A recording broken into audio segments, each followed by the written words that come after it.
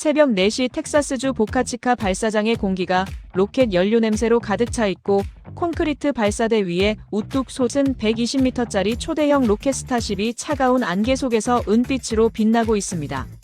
발사대 주변으로 수백 명의 기술자들이 방한복을 입고 분주하게 움직이고 있는데 그들의 손끝에서 지금 인류의 통신 역사를 통째로 뒤집어 엎을 무언가가 준비되고 있다는 사실을 이 시각 대부분의 사람들은 전혀 모르고 있습니다.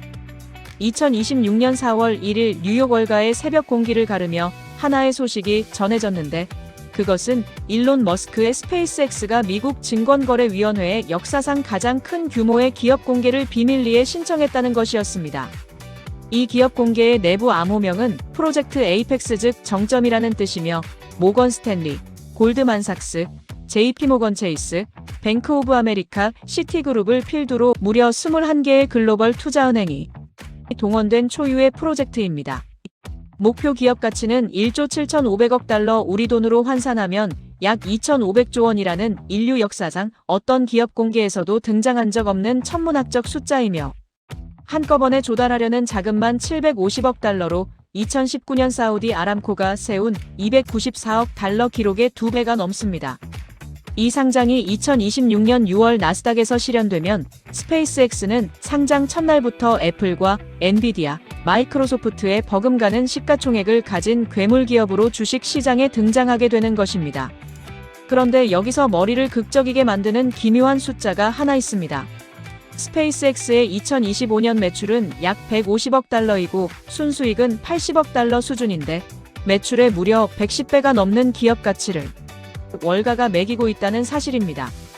보통 건강한 기술 기업의 주가 매출 비율이 10배에서 20배 사이라는 점을 생각하면 이것은 상식을 완전히 벗어난 수치인데 그럼에도 불구하고 전 세계의 기관 투자자들이 너도 나도 이 기업 공개에 참여하겠다고 줄을 서고 있는 이유가 도대체 무엇일까요?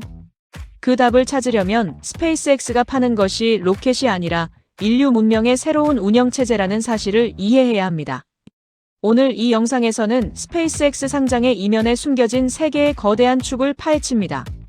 첫 번째는 이 회사가 왜 로켓 회사가 아닌 지구의 운영체제로 불려야 하는지 그 본질을 재정의합니다. 두 번째는 삼성전자가 비밀리에 개발한 위성 모뎀 칩이 어떻게 스마트폰의 시대를 끝장내고 있는지를 분석합니다. 세 번째는 이 거대한 전환 속에서 실제로 돈이 어디로 흘러가는지 그리고 대한민국 통신 3사의 운명은 어떻게 되는지를 추적합니다. 이 이야기가 끝날 때 여러분은 지금 이 순간 머리 위 500km 상공에서 벌어지고 있는 보이지 않는 전쟁의 실체를 똑똑히 보게 될 것입니다. 여러분의 귀중한 자산 플랜 B가 함께 상승시켜드리겠습니다. 상승의 비결을 끝까지 함께 해주세요. 대부분의 사람들은 스페이스X를 로켓 쏘는 회사로 알고 있지만 이것은 마치 아마존을 인터넷 서점이라고 부르는 것과 같은 치명적인 착각입니다. 2026년 2월 스페이스X는 인공지능 기업 xAI를 2,500억 달러에 인수 합병했고 이것은 로켓 발사와 위성 통신과 인공지능이라는 세 개의 심장을 하나의 몸통에 이식한 사건이며 이 합병 이후 스페이스X의 정체성은 완전히 달라졌습니다. 현재 지구 저궤도를 돌고 있는 스타링크 위성은 약 9,500기가 발사되었고 이 중 8,000기가 정상 가동되며 150개국의 인터넷을 쏘아내리고 있는데 가입자 수는 2025년 말 기준으로 900만 명을 돌파했고 매주 2만 1,000명 이상이 새로 가입하고 있으며 위성 인터넷 부문 매출만 연간 104억 달러에 달합니다. 여기서 핵심은 스페이스X 전체 매출의 80%가 자기 자신의 스타링크 위성을 자기 자신의 로켓으로 쏘아 올리는 데서 나온다는 점인데 이것은 택배 회사가 자기 물건을 자기 트럭으로 배달하면서 배달비까지 자기가 챙기는 완벽한 수직 통합 구조입니다. 그런데 진짜 소름이 돋는 계획은 지금부터입니다. 스페이스X는 미국 연방통신위원회에 최대 100만 기의 태양광 구동 위성을 궤도에 올려서 우주 기반 인공지능 데이터 연산센터를 건설하겠다는 허가 신청서를 제출했는데 이것은 지금까지 인류가 시도한 그 어떤 우주 프로젝트와도 차원이 다른 규모입니다. 왜 굳이 우주에 데이터 센터를 올리느냐고 물으신다면 2026년 4월 이란이 두바이에 있는 오라클 데이터 센터를 공격했다고 주장하며 추가 공격을 예고한 사건이 그 답을 정확히 보여줍니다. 지상의 데이터 센터는 미사일 한 방에 무력화될 수 있지만 고도 550km, 궤도를 초속 7.5km로 도는 위성 데이터 센터는 물리적으로 공격이 거의 불가능합니다. 여기에 한 가지 결정적인 퍼즐 조각을 더 맞춰야 합니다. 2025년 9월 스페이스X는 위성통신 업체 에코스타로부터 170억 달러어치의 무선 주파수 대역을 매입했는데, 이것은 우주통신 역사상 가장 공격적인 주파수 확보 전략이며, 이제 스타링크는 다른 어떤 통신사의 허락도 없이 자체 주파수로 위성에서 스마트폰으로 직접 신호를 쏠 수 있는 완전한 독립통신 제국이 된 것입니다. 이 세 가지를 합치면 그림이 보입니다. 로켓이라는 운송수단과 위성이라는 인프라와 인공지능이라는 두뇌와 주파수라는 도로를 모두 가진 존재, 그것이 바로 오늘날의 스페이스X이며, 월가가 매출의 100여 배를 지불하려는 진짜 이유는 이 회사가 로켓을 파는 게 아니라 지구 전체를 감싸는 보이지 않는 운영체제를 팔고 있기 때문입니다. 바로 이 거대한 그림의 한복판에 삼성전자가 서 있습니다. 2025년 10월 삼성전자 반도체 부문은 스페이스X 스타링크 팀의 극비 프레젠테이션을 진행했는데, 그 내용은 인공지능 기반의 차세대 위성통신 모뎀 칩 엑시노스 위성 모뎀의 개발 현황이었습니다. 이 칩이 왜 혁명적이냐면, 위성은 초속 7.5km로 움직이고 있기 때문에 지상의 스마트폰과 신호를 주고받으려면 도플러 효과와 빔 추적과 간섭 관리라는 세 가지 난제를 동시에 해결해야 하는데, 삼성의 엑시노스 모뎀은 인공지능을 탑재하여 빔 식별 성능을 기존 대비 55배, 채널 예측 능력을 42배 향상시킨 괴물 같은 반도체이기 때문입니다. 쉽게 비유하면 시속 27,000km로 날아가는 총알 위에 앉아서 500km 아래의 바늘구멍에 실을 꿰는 것과 같은 일을 이 칩이 실시간으로 해내는 것입니다. 삼성은 왜 이 위험한 도박을 하고 있을까요? 답은 숫자에 있습니다. 전 세계 스마트폰 시장은 이미 포화 상태에 진입했고, 매년 새 기종을 출시해도 교체 주기는 계속 늘어나며 하드웨어를 팔아서 돈을 버는 구조의 수명이 다해가고 있습니다. 삼성은 스마트폰을 파는 회사에서 우주통신 인프라의 핵심 부품을 공급하는 회사로 유전자를 바꾸고 있는 것이며, 이것은 노키아가 실패한 전환을 삼성이 성공시키느냐의 문제입니다.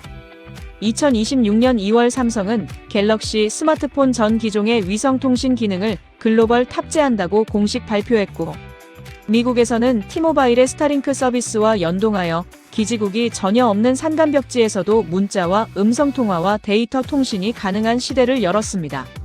그리고 2026년 3월 바르셀로나에서 열린 세계 이동통신 박람회에서 스페이스X는 스타링크 모바일을 공식 발표했는데, 이것은 기존 스마트폰을 어떤 개조도 없이 궤도 위의 위성과 직접 연결하는 서비스이며, 현재 1세대 서비스로 영상통화와 문자와 일부 앱 사용이 가능하고, 2027년 중반에 발사될 2세대 위성은 사용자당 최대 150Mbps의 다운로드 속도를 목표로 하고 있어서, 이것이 실현되면 지상 사지 통신망과 맞먹는 속도가 하늘에서 내려오는 것입니다.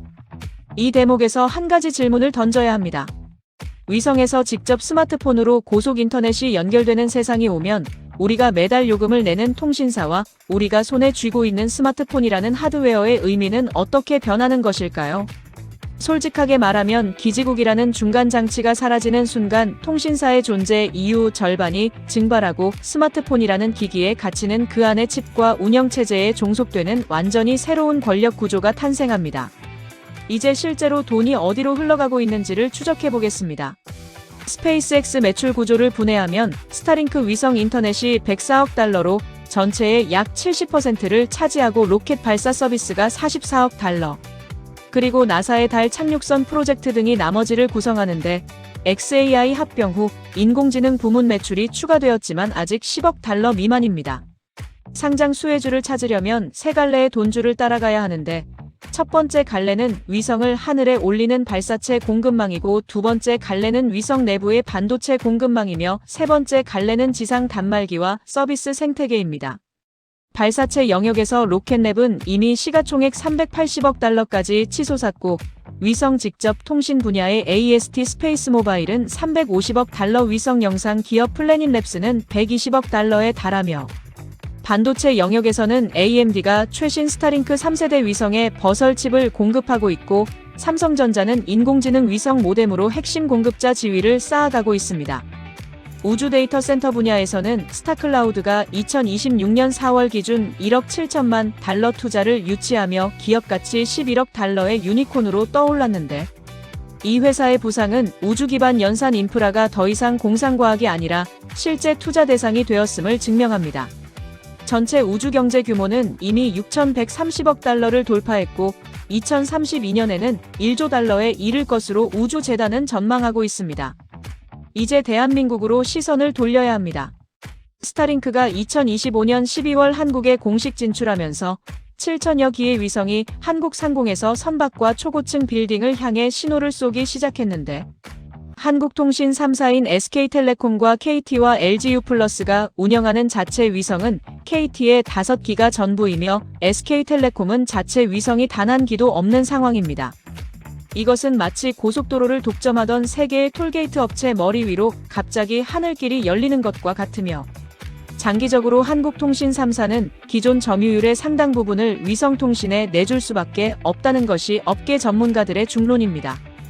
우크라이나 전쟁에서 스타링크가 군사통신의 생명줄 역할을 한 것은 전 세계가 목격한 사실이며, 미국 국방부 산하 우주군이 운용하는 스타실드는 이미 군사 전용 위성 통신망으로 별도 가동되고 있고, 이란의 데이터 센터 공격 주장은 지상 인프라의 근본적 취약성을 전 세계에 각인시켰습니다.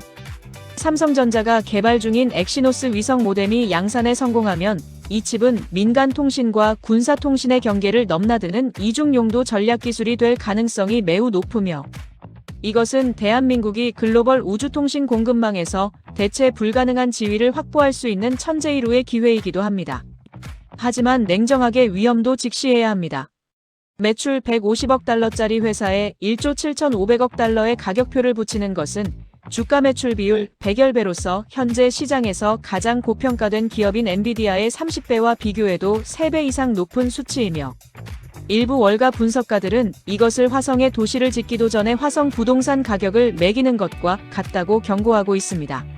스타링크 위성의 수명은 5년에서 7년에 불과하기 때문에 9,500기의 위성을 지속적으로 교체하려면 매년 수천 기를 새로 발사해야 하고, 그 비용은 천문학적이며 궤도의 위성이 늘어날수록 우주잔해물과의 충돌 확률은 기하급수적으로 증가하여 한 번의 연쇄 충돌이 전체 위성망을 마비시킬 수 있는 캐슬러 증후군의 위험도 현실적으로 존재합니다.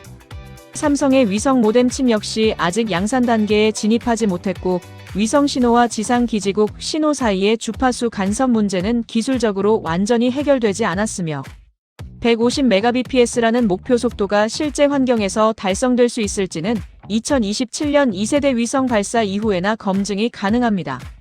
또한 일론 머스크 개인에 대한 의존도가 지나치게 높다는 구조적 문제가 있는데, 그가 정치적 논란에 휘말릴 때마다 테슬라 주가가 출렁거렸던 전례를 생각하면 1조 7,500억 달러짜리 기업의 운명이 한 사람의 발언에 좌우되는 구조는 분명히 불안 요소입니다. 그럼에도 불구하고 큰 흐름의 방향 자체는 되돌릴 수 없다고 저는 판단합니다. 피터 드러커는 미래를 예측하는 가장 좋은 방법은 미래를 만드는 것이라고 했는데, 지금 스페이스X와 삼성이 하고 있는 일이 정확히 그것입니다.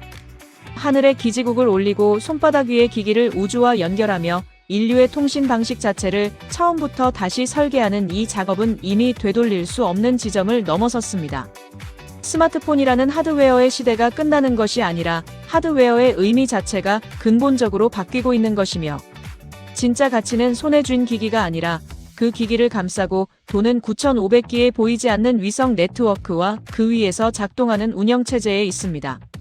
워런 버핏은 썰물이 빠져야 누가 벌거벗고 수영했는지 알 수 있다고 했는데, 지금 이 순간 하드웨어에만 집착하는 기업과 투자자는 곧 다가올 썰물 앞에서 가장 먼저 벌거벗게 될 것입니다.